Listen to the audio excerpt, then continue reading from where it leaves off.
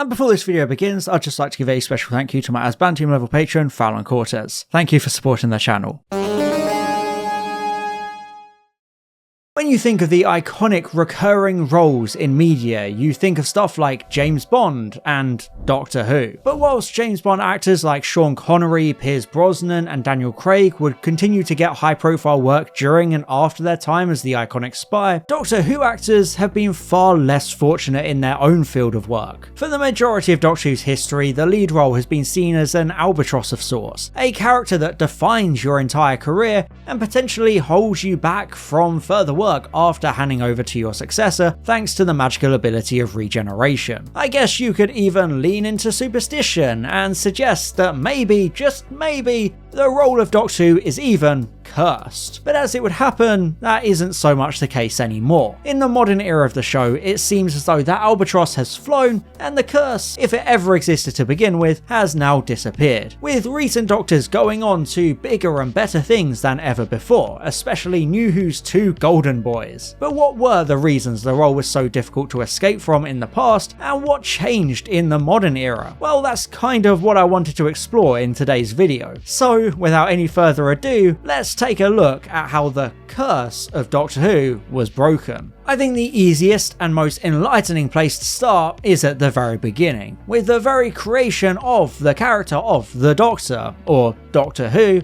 as he was initially credited as. When Doctor Who creator Sidney Newman envisioned the character, he saw the Doctor as a grumpy yet charming older man who serves as an authority figure. I think this immediately makes the role a harder one to escape from, because this initial setup makes it more of a late career move, with first Doctor William Hartnell accepting the role in his mid-50s on the back of a career of military roles he wanted to escape from, which is ironic considering the later Doctor actors facing their own typecasting fears and the entire concept inspiring this video to begin with. Naturally, due to Hartnell's age and his ailing health, he was forced to leave the show in 1966 and only made brief appearances in 4 other shows before dying just 2 years after his return to Doctor Who in The Three Doctors. Hartnell was a theatre-trained actor with a Shakespeare background, but Doctor Who was obviously the height of his career. However, as I mentioned, it was always going to be a late career move because of the initial setup, so it can't be considered a curse that he failed to escape its shadow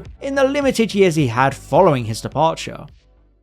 However, the first Doctor ended up being a bit of an anomaly, at least in Classic Who, since his successors were all younger and in better health when they took the role, so it wasn't necessarily a late career move anymore. For example, Patrick Troughton was just 43 years old when he took over from Hartnell, so he still had significant time left in his acting career after he himself left the show. And yet, despite this, Troughton's career never really took off after leaving Doctor Who. He had some film and TV roles here and there, but none even remotely as notable or impactful as his portrayal of the Doctor. In fact, this was something Troughton had somewhat predicted when he left Doctor Who to begin with, since he was worried about being typecast, a concern he even passed on to Peter Davison, which would then form the establishment of the so-called 3-season rule. This idea of typecasting and the Doctor Who role would continue to hang over the lead actors during the rest of Classic Who. Indeed, for many years, Tom Baker actively resented the show for what he perceived as ruining his career in the years afterwards, because he could never escape the iconic Fourth Doctor that had delighted fans for so long. Colin Baker also struggled to maintain prolific roles, instead opting to take a lot of stage and pantomime roles. But I think now is the time to question what success is in this situation. Jon Pertwee didn't pick up many credits after he left Doctor Who in 1974, but he went on to portray the character of Wurzel Gummidge, a notable children's book character and a role that allowed him to maintain a level of fame even after his time on Doctor Who. Similarly, Sylvester McCoy had a very quiet career after Doctor Who, until he appeared as Radagast in all 3 Hobbit movies, a significant credit that could easily be seen as a success. I think the root issue is that Doctor Who is such a big, celebrated show that as a performer, every lead actor becomes so intrinsically linked to the character they play. It's not the same as James Bond, which is a role someone plays only a handful of times across a large span of time, allowing them to escape any kind of typecasting. But where Doctor Who is a high-profile TV show, it locks an actor in for many years as the main role they play, so nothing they do parallel or afterwards can really match that same level of credit. It's an issue especially prevalent back during the days of Classic Who, where it was harder to move between TV and film and get regular high-profile roles. There were also simply less opportunities in the days before prestige TV drama. Peter Davison and Paul McGann are good examples of this, with very limited roles immediately after their time as the Doctor, but Davison went on to be a regular in Law & Order UK, and McGann has been a major part of recent dramas like Luther and Annika, so the perception of the Doctor being a poison chalice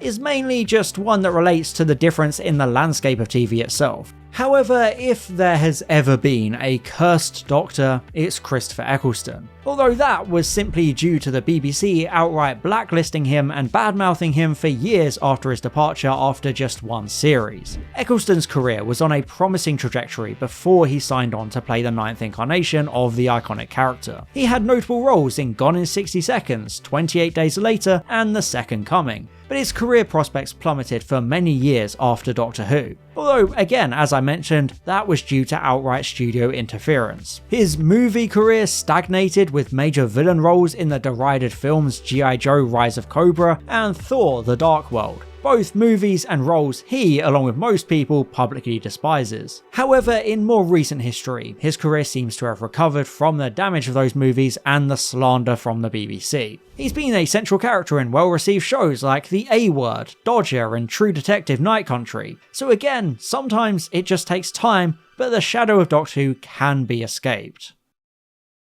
The biggest examples of this ability to truly escape the gravitational pull of Doctor Who are obviously David Tennant and Matt Smith, who have both gone on to have very successful post-Doctor Who careers. David Tennant, of course, starred in movies like How to Train Your Dragon, Nativity 2, and Ferdinand, but he has truly excelled within the realm of TV, with award-winning performances in Broadchurch, Jessica Jones, Good Omens, and Staged. I'm Doctor Who! Tennant is pretty much the shining example of how Doctor Who isn't the death knell of a career. Matt Smith has also had a lot of success, although not as much as his predecessor, since it's a career upswing we're still near the beginning of. Of course, it was off to a bad start with the movies Terminator Genesis and the morbidest film of all time, and he was even almost in The Rise of Skywalker, which probably would have destroyed his career for good and proven that maybe the role is cursed. However, once again, it's the land of TV where he's thriving. He played Prince Philip in The Crown for 20 episodes, and he's currently excelling as the villainous Daemon Targaryen in House of the Dragon. If there was ever a curse for Doctor Who actors, Tennant and Smith would definitely be seen as the ones to break it, with their roles only growing even more prolific and their careers becoming even more successful in the immediate and later aftermath of being the Doctor. But rather fittingly for Doctor Who, the key is time.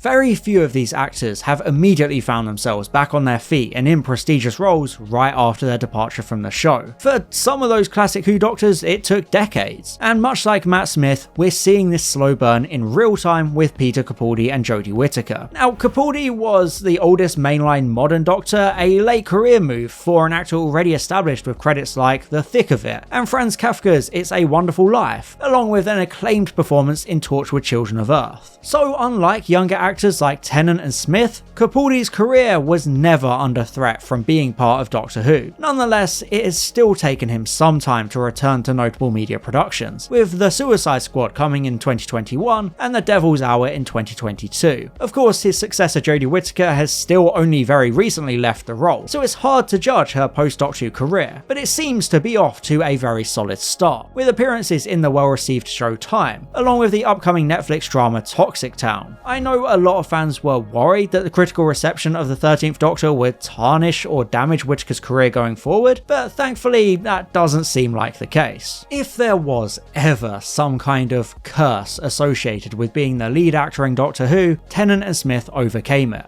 But by far the biggest curse breaker is current Doctor Ncuti Gatwa, who already has huge career success and prospects while being the Doctor. His breakthrough came with Sex Education back in 2019, but ever since being announced as the Doctor, Gower has appeared in the incredibly successful Barbie, the miniseries Masters of the Air, and he's set to have a supporting role in the upcoming film The Roses, starring big names like Benedict Cumberbatch, Olivia Colman, Kate McKinnon, and Andy Samberg. Along with all of this, Gower is also going to have a main role in the National Theatre's adaptation of The Importance of Being Earnest, running from November 2024 to January 2025. Gower is an incredibly in-demand actor, despite having only just started his tenure as the Doctor. It's something we've never really seen before, a lead actor this successful and in demand whilst being an incumbent Doctor. So it definitely bodes well for his prospects when he eventually leaves the show, whenever that ends up being. And of course, with all of this talk of post-Doctor Who careers, it would be remiss of me to not mention the companions too. The co-leads of the show with just as much importance as the Doctor themselves. The pattern is very much the same here, with the classic Who companions going on to see a lot less success than their later counterparts. Billie Piper and Catherine Tate were already significantly relevant names before their time in Doctor Who, but the show increased their profile significantly. Freema Agyeman left Doctor Who and went on to feature in starring roles in Law & Order UK, Sense8, New Amsterdam and Dreamland. No, not that one. Jenna Coleman has also exploded in popularity in Victoria, The Serpent, The Sandman, Wilderness and The Jetty. And of course we can't forget Karen Gillan, who has enjoyed possibly the best post-Doctor Who career of any companion, and even a better post-Doctor Who career than pretty much every Doctor themselves. After leaving her breakout role as Amy Pond, Gillan starred as a lead in Oculus, Jumanji and multiple films within the MCU, becoming a household name and even potentially eclipsing the role that introduced her to most audiences in the first place. I think it's obvious by this point that there's no curse for Doctor Who lead actors. William Hartnell isn't haunting the role from his grave, vengeful at how it ended his career and ruining those of his successors as revenge. The real, very boring reason for this all is obviously down to having good agents and the way the industry has grown and morphed over the course of Doctor Who's 60-year history. There are more high-profile roles available than ever before, and the show has a much more prestigious reputation with significantly more global eyes on it than in the 20th century, which naturally leads to more acclaim and opportunities for the modern incarnations and their companions. The idea of a curse is a bit silly, just a convenient excuse to frame this video, but it is still pretty interesting to examine how difficult it has been for lead actors to adjust to the modern media landscape after such an iconic and significant role. It's sad to see how so many Doctors proved their talent time and time again within the confines of the show, but couldn't use that as a launchpad and instead ended up without much further success on a similar or higher level, instead ending up essentially clinging on to their time as the Doctor as they do convention circuits or cameos. Therefore, it's really nice to see in the modern era that the Doctors and companions are able to succeed in these regards as the industry opens up more and there's far less risk or fear of typecasting or Doctor Who being a late career move. Even some of those classic Doctors are able to enjoy more success due to these increased opportunities and the deserved respect they gained from contributing to one of the longest running shows in international TV history. Whilst there was never a curse for being the Doctor, there was definitely a sense of stigma for a long time, largely due to that lack of post-career success or fame of their predecessors, discouraging new people from taking the role. But now that's changing, thanks to many factors, and as fans, we can look on and feel a weird sense of parasocial pride at the 10th Doctor leading an acclaimed Amazon Prime TV show, and the 11th Doctor stealing the spotlight as one of Westeros's black-hearted Targaryen princes. The future looks bright for the pantheon of Doctors, and deservedly so. But anyway, that's all for now. Thank you very much for watching, and as always, I'll see you in the next one. Bye bye. And I'd just like to give an extra special thank you to my Asbantium level patron Fallon Cortez, my Diamond level patron Glenna Clark, my Platinum level patrons Matthew Burns and Maximilian Foreman, and all my Gold level patrons Chris Douglas, Daniel Shillito, the 3 Railway Engines, and Thomas R. Thank you so much for your support.